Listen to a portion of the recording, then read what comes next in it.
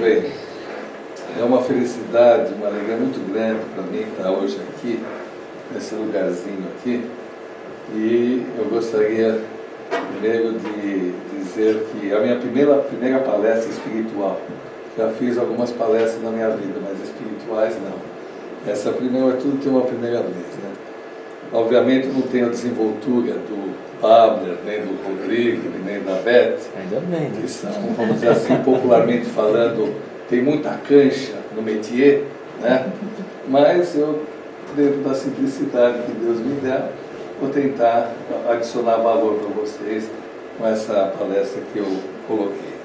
Eu gostaria de fazer algumas considerações iniciais a respeito desse tema, principalmente a respeito da palavra materialismo, porque existem muitas definições de materialismo, né?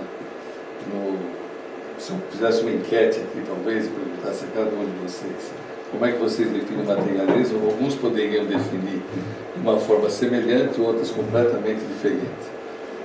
A definição do Evangelho é que os irmãos que são materialistas, vamos dizer assim, são aqueles irmãos que acreditam que só existe uma vida, não existe reencarnação, então para eles é uma vida só. É essa aqui que eu estou, então vou aproveitar da melhor maneira possível, certo? Essa é a definição do Evangelho.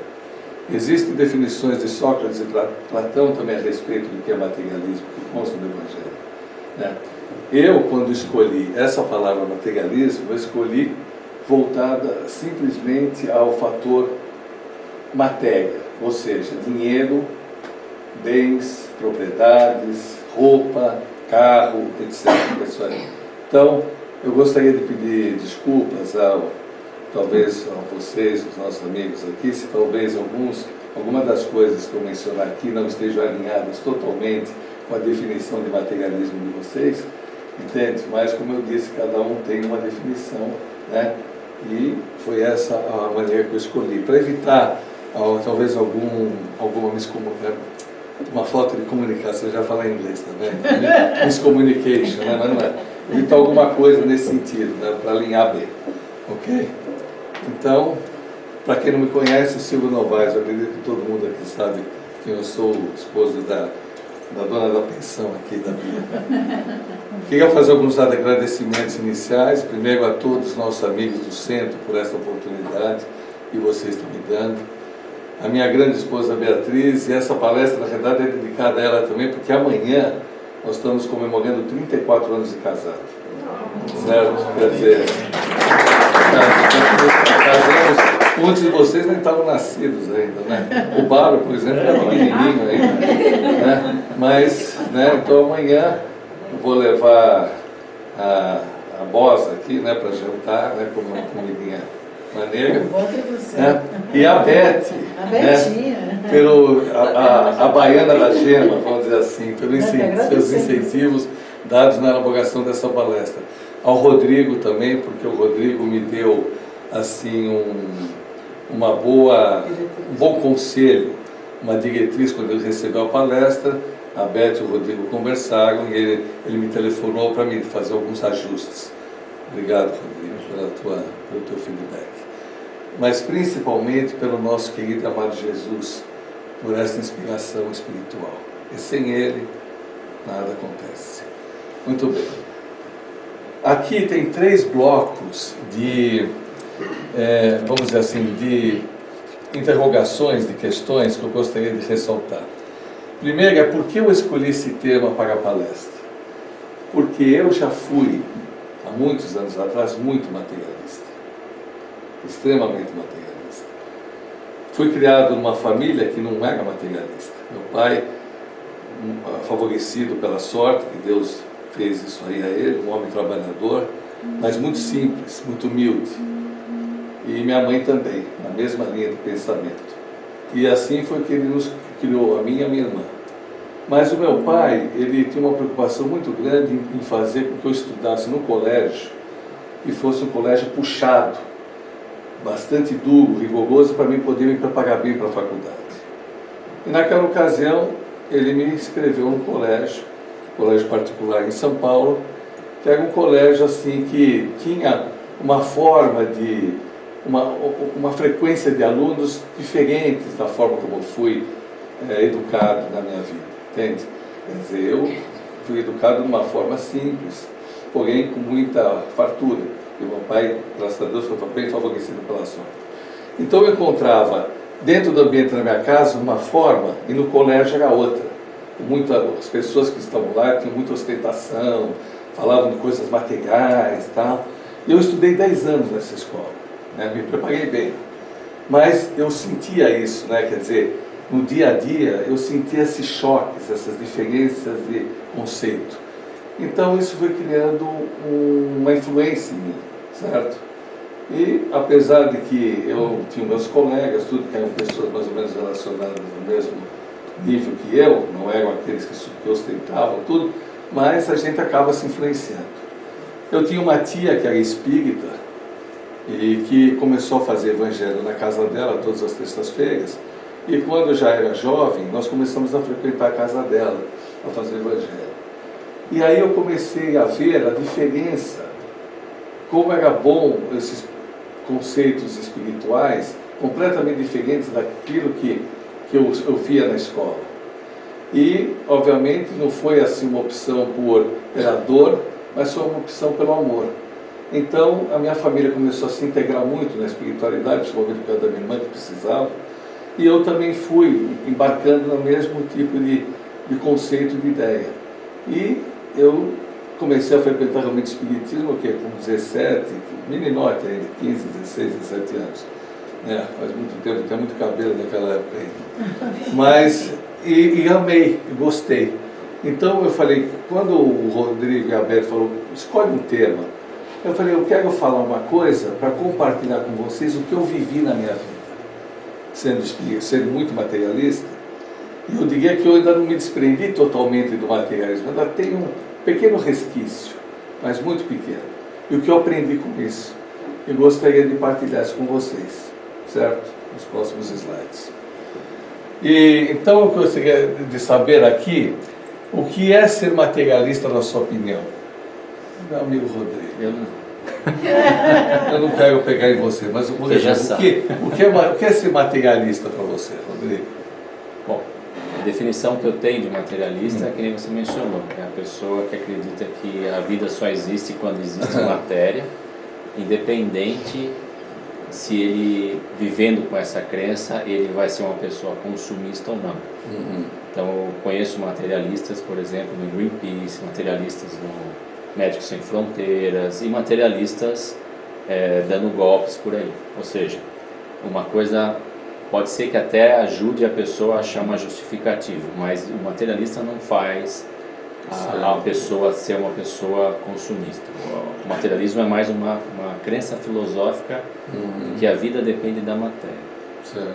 Sem matéria não existe vida, então não tem espírito, não tem Deus, não tem nada. Só existe a matéria, a ciência, a física, etc. Tem mais algum voluntário que gostaria de dar uma opinião? Não, mas eu queria agradecer a opinião do Rodrigo, porque eu nunca tinha pensado nessa amplitude do materialista nesse prisma, relacionado à matéria. Para mim era consumista mesmo. É o que me fez fazer isso. Essa que é a minha definição também. O que, obviamente, pode ser que vai não muito de encontro ao que diz o Evangelho, certo? Mas praticamente é isso mesmo. Agora, quem aqui nessa palestra já foi ou ainda é materialista, ou se considera materialista? Levanta a mão. Muito. Todo mundo um pouco. Ok, muito bem. Rodrigo. Você não está só. Então, aqui tem alguns fatores que eu gostaria de ressaltar. Por que o materialismo, às vezes, ele acaba nos contaminando? É uma contaminação que existe. Porque a matéria tem seus convites hipnotizantes, certo? O que acontece? Principalmente em países capitalistas de alto consumo, como os Estados Unidos. Eu lembro que no Brasil eu não usava cartão de crédito quase, mas aqui, aquele famosinho pedacinho de plástico que leva à ruína de muitas pessoas, se não tem controle, é coisa de gringola. Então, é porque aqui você compra bala, você paga o ar com cartão de crédito. Então, A pessoa, você que recebe no final do mês a conta, como é que eu vou fazer, papai? Não tem. Aí vai rolando. E aquilo é uma bola de neve, não acaba mais. Né? Então, ele inspira a pessoa a consumir, o que é um grande problema, certo? Um grande alimentador do materialismo. Aquisições materiais de maneira desenfreada, doentia e compulsiva, certo? Ou seja, isso acontece, a pessoa às vezes vê uma propaganda na televisão, já vai lá no supermercado e já compra. Então, para comprar uma coisa, está com 20, entendeu? E assim vai, né? Essa sede consumista. E atitudes de serem materialistas desde a infância, pois para o materialista só existe uma vida e uma existência. É o desconhecimento das leis espirituais e reencarnacionistas que a gente já comentou aqui, certo? Então, esses são fatores que realmente alimentam o materialismo, né? Agora, o que não está certo no materialismo? Aqui tem uns pontos muito importantes.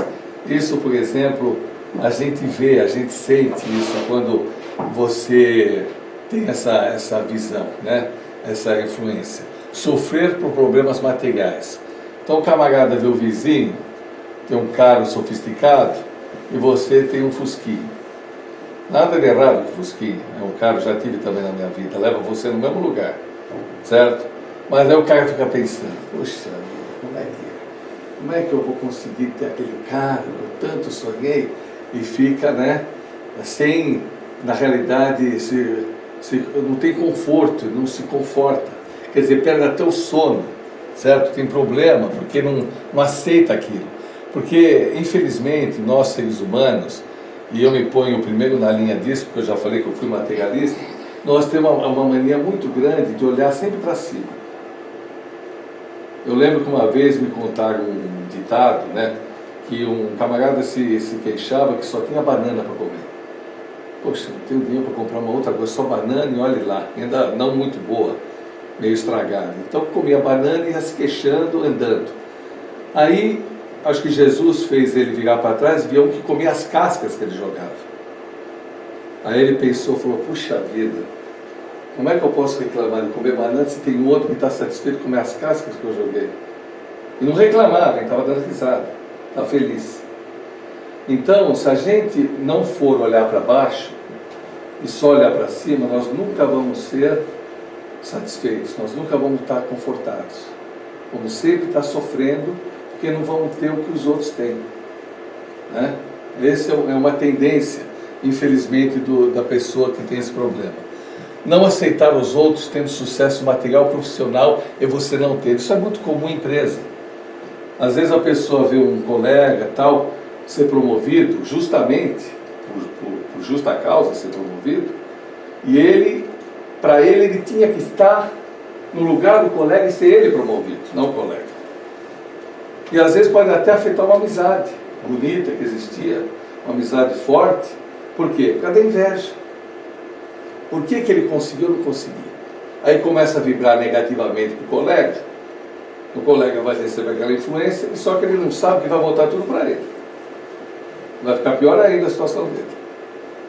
Então, é isso que é o problema, a inveja, influência negativa no desenvolvimento profissional. Certo? Porque nós temos que, na realidade, ser humildes. Nós temos que vibrar positivamente quando as pessoas têm sucesso. Achar isso uma felicidade. Não invejar. Né? Fazer do materialismo uma obsessão doentia que afeta a própria saúde. Quando você começa a ruminar essas coisas, e não aceitar, eu queria ter aquilo, mas não tenho. E quando tem, aí já não tem mais vontade de ter. Porque perdeu a vontade, porque demorou para ter, e quando consegue ter, ele vai agradecer, aí não, eu preciso ter uma coisa melhor. Porque nunca está contente. Você dá o dedo que é o braço, dá o braço que é a perna, e assim vai. Está sempre insatisfeito. E isso vai criando um problema de saúde, certo? Gastrite, emocionais, pressão arterial, e etc. Em um ambiente pesado. E dar importância aos bens materiais e não aos bens espirituais. Por quê? Porque aí, o que acontece? Você vai se afastando de Jesus. certo? Porque lá em cima, o dinheiro não conta. O que conta é o que você fez aqui de bem interno para as outras pessoas. Né? Se tiver pergunta, pergunta, por favor. Eu estou falando devagar, você me aprova, ele está entendendo direitinho? Tá bom. Ela falou para mim, Silvio, fala devagar, que meu marido não entende muito bem. Tá bom, hein? Está entendendo direitinho? Então tá bom. Aqui, eu quero explicar para vocês uma coisa que eu bolei aqui. Como todo engenheiro. Então, eu sei que os meus colegas aqui, o Bárbara, o Rodrigo, o meu grande amigo lá, o Miguel, os engenheiros conhecem só eu, né?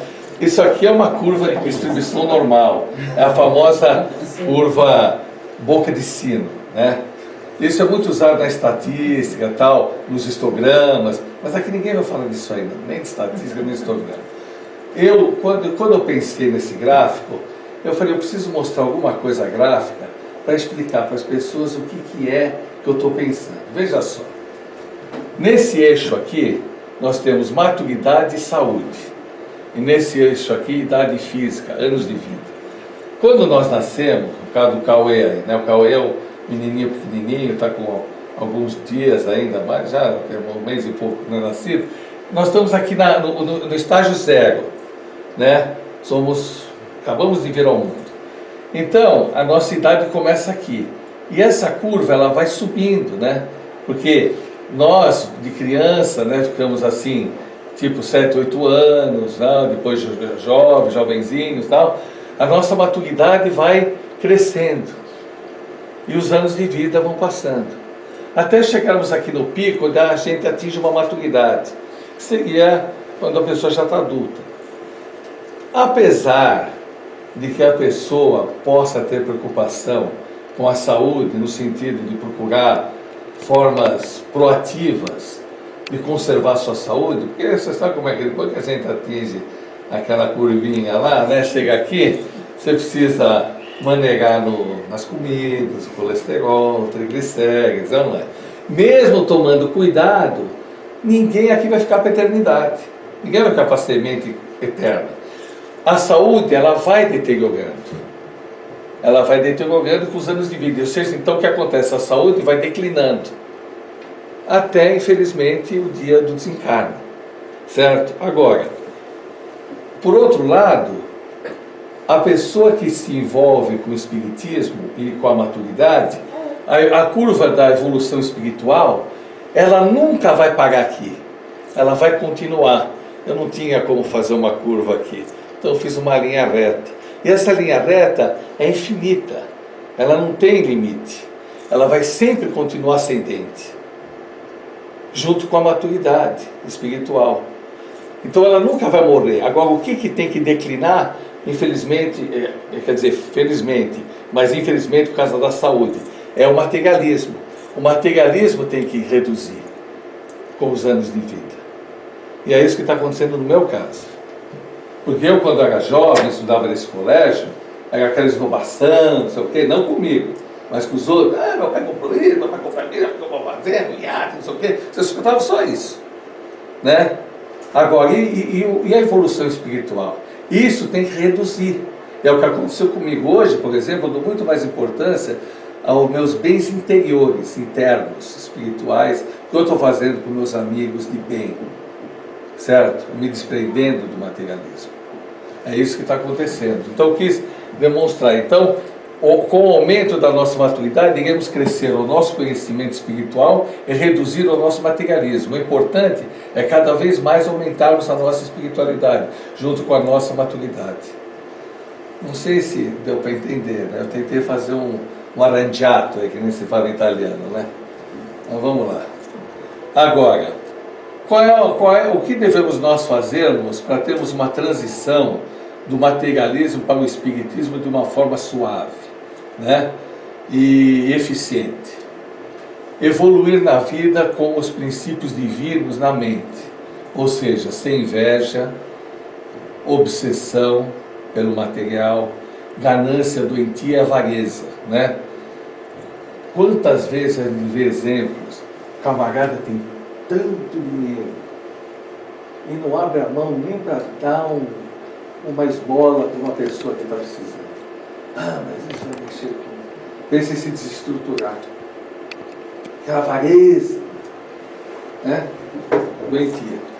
Nada de errado, aqui pelo contrário, eu quero deixar uma coisa bem clara, nada de errado em lutar por uma promoção profissional. Que obviamente se você tem uma promoção profissional, você vai ganhar mais. Quer dizer, você vai ter mais material. Porém, isso vai propiciar dar uma vida com mais conforto aos seus familiares. Perfeito, sem problema nenhum. Eu acho que toda pessoa tem o direito de lutar por uma promoção profissional, de ter uma vida melhor, dar um conforto melhor para os seus familiares. Isso não é ser materialista. Mas o importante é que seja de forma natural, normal e sem prejudicar os outros. Sem puxar o tapete de ninguém. Porque é muito comum você ver na vida profissional, o camarada ter uma ideia e o espertinho, o coleguinha dele, fala que a ideia para o chefe foi dele, para receber os logos, a vitória. Né? Aí consegue uma promoção e o outro, coitado que deu a ideia, fica lá ao Deus dará. Então é muito comum isso aí. É não prejudicar ninguém. Fazer a coisa de forma honesta, correta, certo? Conforme a regra dourada, é o Golden Rule que nem Jesus ensina. Não é? Dar mais importância aos princípios espirituais que nos são ensinados pelo Evangelho e por Jesus. Aprendizado que nós ganhamos aqui dentro, aqui no centro, toda semana, quando a gente vem aqui. Né? E nos desprender ao longo dos anos das garras da matéria e viver os valores internos e espirituais. Muito bem. O que eu, Silvio, ganhei me tornando menos materialista e mais espiritualista em minha vida? Primeiro, eu me aproximei muito mais com Jesus. Eu sinto isso. Isso é uma coisa fundamental. O Pai, ele não discrimina o rico e o pobre, o leproso e o sadio, o que tem uma cor ou outra cor. Para todos, o Pai é o Pai de todos. Mas se a pessoa e se o irmão ou irmã não quiserem se aproximar de Jesus rápido, é uma opção procurar ser materialista, dar muita importância ao dinheiro.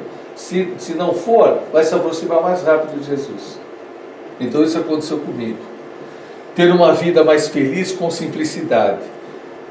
Alguém precisa aqui andar com 4 sapatos ao mesmo tempo? Alguém consegue andar com dois pares de sapatos ao mesmo tempo? Usar 2 camisas ao mesmo tempo? Ou não é? Ninguém consegue fazer isso, ou não é? Aí você fala, pô, mas o cara vai lá na casa dele, tem aquele closet com milhões de pares de sapato, milhões de camisas. Para quê? Para que tudo isso aí? Não é? Simples, simplicidade é fundamental. Valorizar mais os dons espirituais, né? E melhor saúde física e espiritual, porque você não se consome, não se corrói, né? Agora, para mim, esses slides são fundamentais. É a parte final aqui da apresentação. São algumas frases que eu selecionei, né? Que não é também dizer que são coisas novas, que vocês nunca viram. Que eu selecionei para a gente poder refletir e praticar e pôr em prática em nossas vidas, né? Nesse mundo, nós nascemos nus, sem roupa.